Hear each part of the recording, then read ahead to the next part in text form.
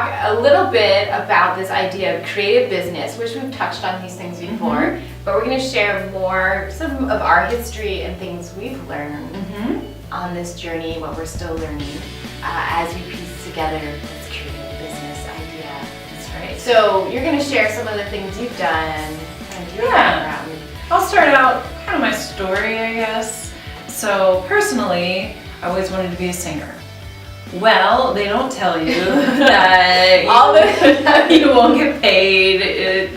You come out of grad school, this amazing singer, musician, all these amazing artists, actress, and then you're just set free and you either sink or fly. Yeah. So I decided to swim. We won't say I sunk, we won't say I flew.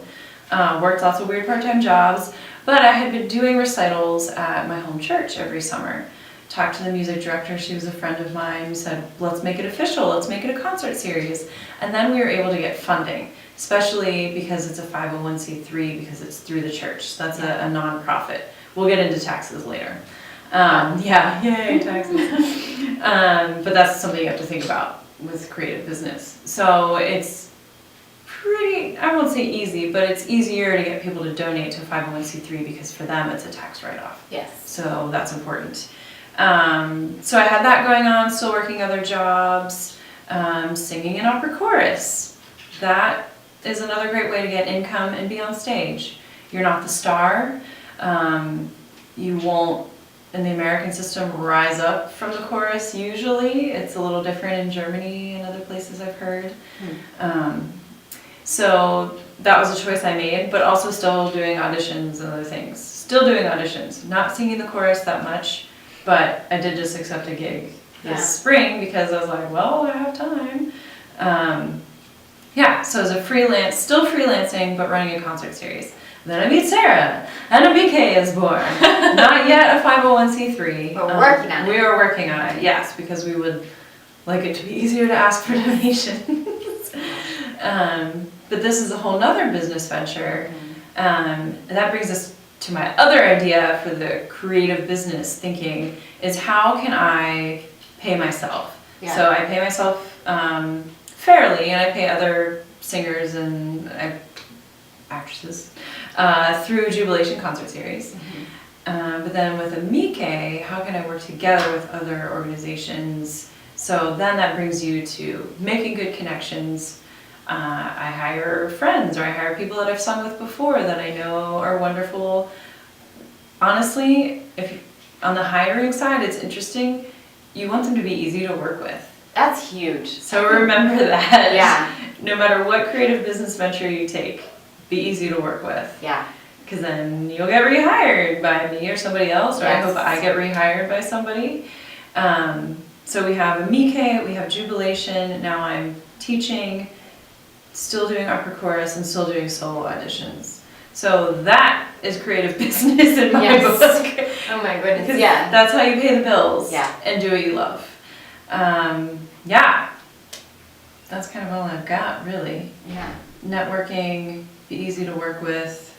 And I think what you talked about as far as being easy to work with is so key. And I know I've talked to people and read so many things where you go into an audition, you can be amazing, but one of the things that people are looking for is, can I work with this person? Do I want to spend long hours creating with this person and doing these things? And so often the jobs that I've gotten or moments that I've created has been because I've worked with people and then they offer me something later and do that. Especially because I don't tend to have like flashy auditions or like really stand out. But that way, I'm like, they know your work. Yeah, they know that I won't be a pain to work with, usually, right? So then that helps open doors those ways, because you are spending long hours doing stuff. Right, that's a good point. You're going to be stuck with these people. Another reason it's good to have just kind of lists of people in your mind that you like to work with. For our upcoming project for Mike, I had some people in mind and we got them together, and that's how it's going to work out.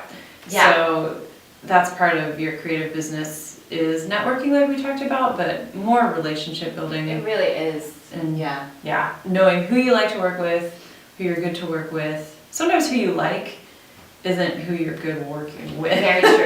Very true. We're just lucky. We Yes, like we each are. other too. Yes, yeah, that's really important. Mhm. Oh, also, find groups, maybe other nonprofits that you could share the message with or have a joint vision. Mhm. So we're going to try to work with some different groups in Pittsburgh for our Scheherazade project. We're also trying to work with local businesses and other groups like that for the Artists Festival, which is a totally different thing. Right, yeah, So, but if you can find a common vision with another group, they will help your marketing because they're going Yes. to talk about it. They're going to invite their friends. They're going to try to sell tickets. So, yes. and I think the whole creative business part of it too that I have to remind myself is that I can look at a business that's been around for forever and I'm like, I want to be that. And it takes time. So you have to Right. think small, baby steps as you're going through. You can't all at once Right. have it. Yes. So that's important. I have to remind myself. Baby steps. Overall, baby steps for your own business. But that doesn't mean you have to not pursue other ventures. Yes. So I'm yes. still pursuing solo career. Sarah's still writing her own pieces. I mean, we do pieces together, but this girl's always doing something. Something I'm thinking And about. auditions and stuff like that. So, yeah, it's fun because, I don't know, maybe we're just ADD, but I think it's an artist thing. Yeah.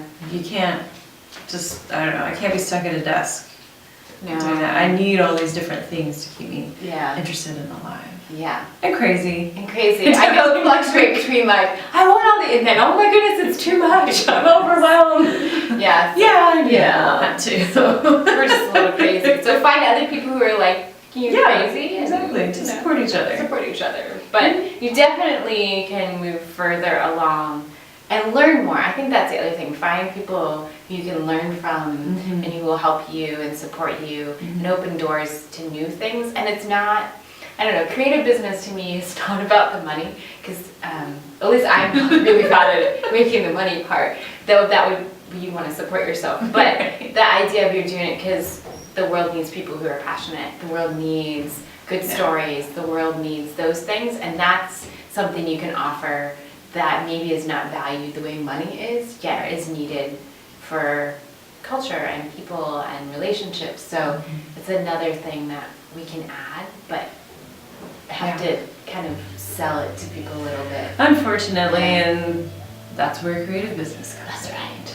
So be creative in your marketing, your networking, and think outside the box as far as how can I do something that I love and get paid for it.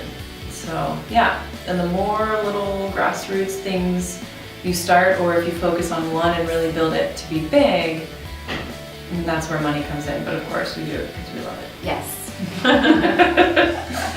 So share your ideas too of what creative things that you've started or you worked on or ideas that you I'd have. love to hear about it. Yeah, and you can connect with us, see how we're working with other artists for Scheherazade as well as the Artist Festival. Join us. That's right. It'll be exciting. Be a part of it. Yes.